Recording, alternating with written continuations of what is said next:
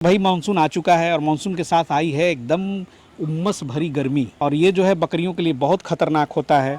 और यहाँ पर आज कुछ गाइडलाइन हम सुधीर सर से लेने वाले हैं कि कैसे इस मौसम में बकरियों का रख रखाव करेंगे। तो देखिए, जब भी बरसात शुरू होने का रहे या भयानक गर्मी पड़े, जब उमस पड़ता है, जो हो सकता है दूसरा राज्य वाले उमस नहीं पड़ता, वो नहीं समझ पाए। उमस मतलब यहाँ पसीना चलता है, चट चट चट चट करते रहेगा, कितना हवा चलेगा, पसीना नहीं सूखेगा।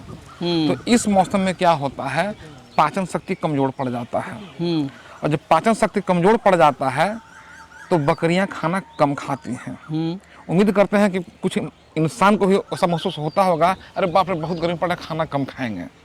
तो भूख कम हो जाता है।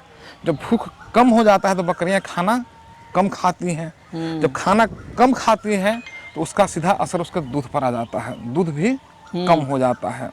जब दूध कम हो जाता है तो जिस बकरी में दूध कम है या जिस ब्रीड में दूध कम है वहाँ पर समस्या आना शुरू हो जाता है। जैसे कि ब्लैक बंगाल बकरी में दूध बच्चा भर ही होता है। लेकिन यदि किसी का खराब क्वालिटी की बकरी है, ब्लैक बंगाल, उसमें दूध ऑलरेडी पहले से ही कम है और उमस के कारण बकरी खाना कम खाएगी तो दूध और कम हो जाएगा, तो बच्चा का ग्रोथ नहीं होगा। या यदि बहुत ज्यादा कम हो गया दूध तो बच्चा काफी मरेगा।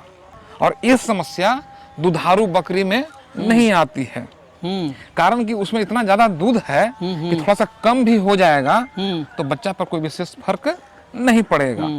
तो इस वजह से करना क्या चाहिए, इस भयानक गर्मी में उमस वाला गर्मी से बचाने की कोशिश करना चाहिए बकरियों को। अब कैसे करेंगे उसका आगे भी एक मेन टिप्स बताएंगे। सबसे पहला चीज, यदि आपके छत के ऊपर जी ओनली एस्बेस्टस है तो ऊपर पुआल डाल दें, कुछ अन्य चीज डालकर गर्मी को रोकें।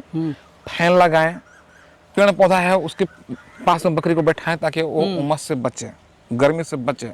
साथ ही साथ जो मेन बात बोलने वाले वो बोलने जा रहे हैं, लीवर टॉनिक हर हाल में चलाएं। लीवर टॉनिक चलाएं 10 दिन गैप तक, फिर 10 दिन गैप कर दिए, फिर चलाएं, फिर 10 दिन तक गैप कर दीजिए।